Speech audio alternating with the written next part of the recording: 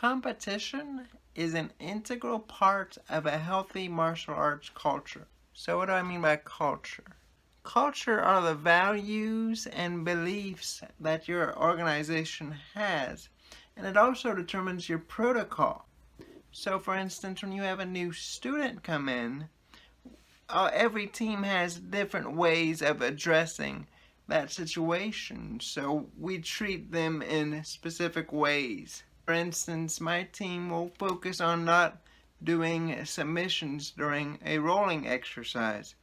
They'll be focusing on positional movements instead.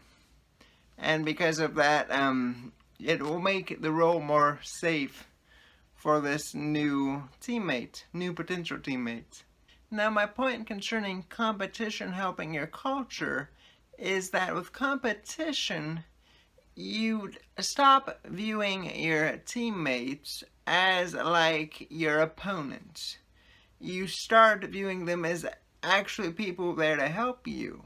And then with that mindset, you can pursue like growing together, and it'll be more of a team-based activity or training sessions together. So I'm not judging myself as a martial artist based on how I do against a specific person. Because of that, I'm focused more on improving and developing, because we all grow at different rates in our martial arts and in our teams. Because we all grow at different rates, like when the instructor is going over moves, some people will grasp certain concepts better than others, and due to that, they might develop their grappling game might take off in comparison to another person. But that shouldn't matter as much, because the person I'm competing against isn't my teammate. When I go to a competition and I meet someone who isn't familiar with everything that I bring to the table, that's a clean perspective of how I'm actually faring in my martial arts training. Another reason is that competitions give you a rule set that make things safe for a training environment. Your training environment is part of your culture, how you all train together and function together. When you train and you don't have a competitive mindset, that means that you might have every submission on the table. It's a particularly risky practice to have, because all submissions are not equal.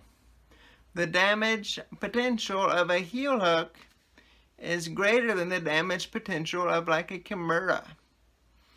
And there's a reason that one is prohibited in competition, prohibited until most recently, whereas the other is legal in almost all divisions in Brazilian Jiu-Jitsu.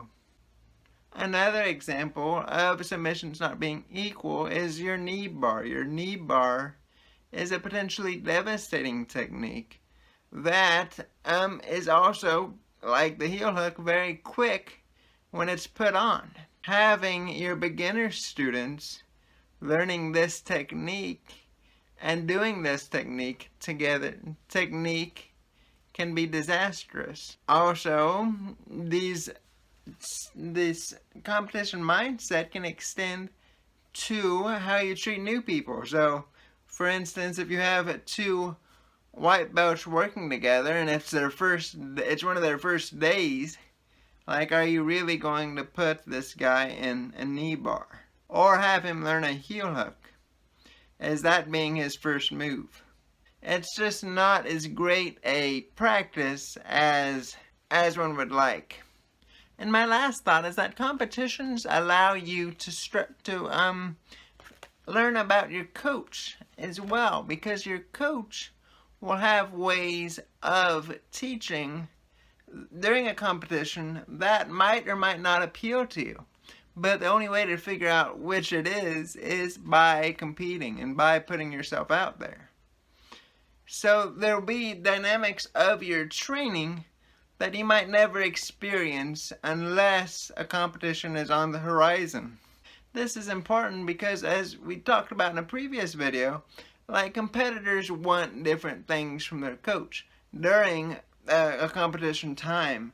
And some will want, for instance, a coach who's always going through scenarios with them leading up to the competition, and others will want to keep their minds off of the competition and only focus on it when it's right at hand.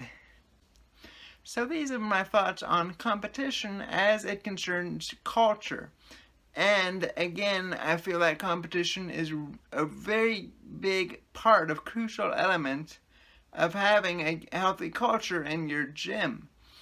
And for more analysis of, like, certain competitors who I think I've found inspirational and who are competitive athletes, you should check out this video that I'll link over here. But for all other information, you should subscribe to my channel and stay tuned for future content. Thank you.